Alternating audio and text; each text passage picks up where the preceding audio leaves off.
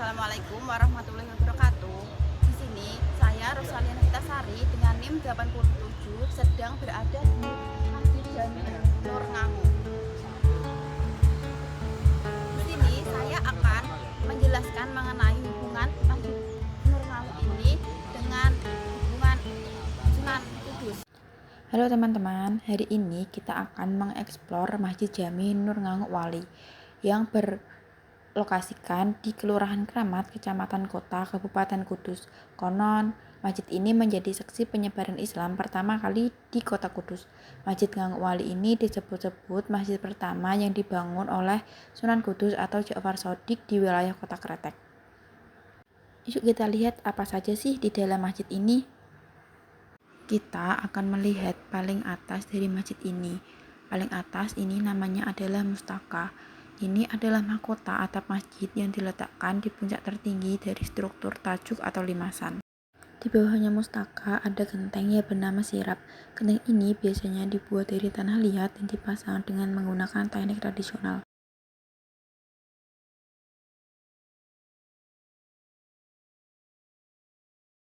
Selanjutnya di dalam masjid ada jemblok. Jemblok ini dulunya dari gentong dan seiring berjalannya waktu dilapisi dengan semen. Jemblok ini mempunyai desain sederhana namun sangat fungsional. Di sebelah jemblok ada sumur kotak. Sumur ini sudah ada sebelum berdirinya masjid dan konon digunakan oleh para wali dan ulama untuk berwudu dan bersuci.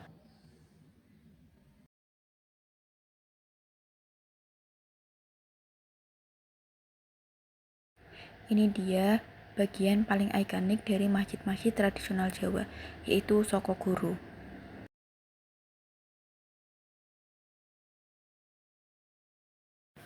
Di Masjid Nur Wali Ngangu ini terdapat 4 penyangga utama dan 12 penopang yang menjadi peninggalan yang masih terjaga sampai hari ini.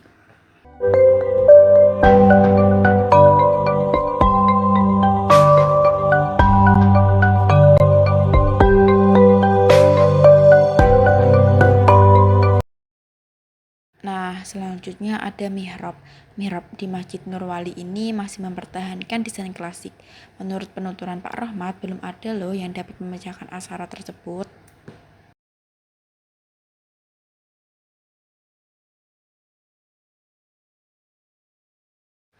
Di tengah kota Kudus, tepatnya di Kelurahan Kramat, berdiri sebuah masjid yang tidak hanya berfungsi sebagai tempat ibadah, namun juga menyimpan jejak panjang sejarah dan spiritual Islam di tanah Jawa.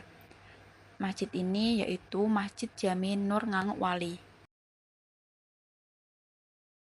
Menurut penuturan Bapak Rohmat sebagai juru pelihara masjid, masyarakat setempat menyebut masjid ini sebagai Masjid Tiban, yakni masjid yang konon lebih dulu ada sebelum kampungnya terbentuk. Warga percaya masjid ini sudah berdiri sebelum banyak orang yang menetap di sekitarnya. Hal ini diperkuat dengan adanya sumur atau mata air tua yang diyakini sudah menjadi tempat pensucian bahkan sebelum Islam masuk. Warga percaya masjid ini sudah berdiri sebelum banyak orang menetap di sekitarnya.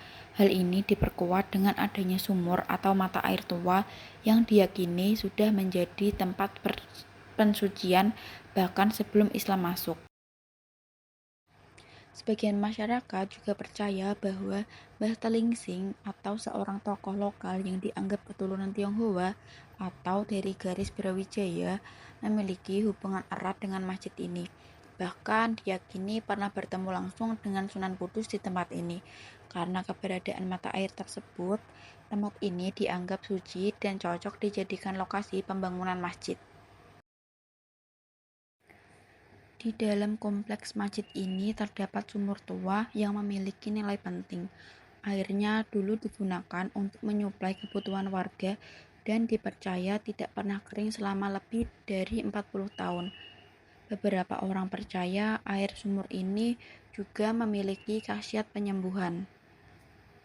Sumur ini disebut juga dengan sumur penguripan.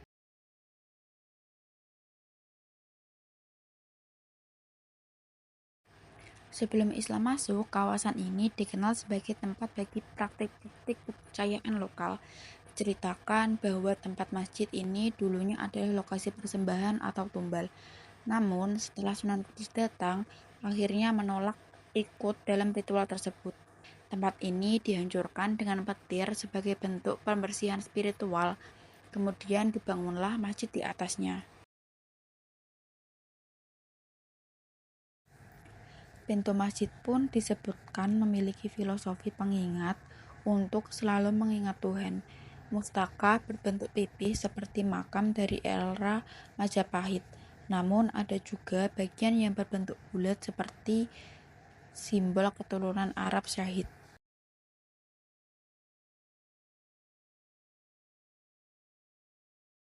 Beberapa bagian dari masjid ini masih mempertahankan bentuk aslinya, seperti mustaka, sirop, mihrab, sumur kotak, sokop guru, dan jemblok. Semua elemen ini dilestarikan dengan ketat dan tidak boleh dirubah menurut adat lokal.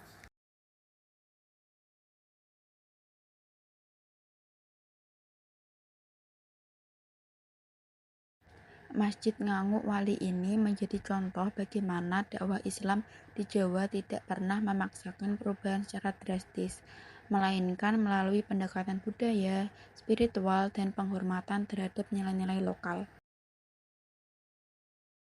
Perpaduan antara unsur budaya Hindu, budaya Jawa, dan nilai-nilai Islam menjadi ciri khas yang kental terasa dalam masjid ini.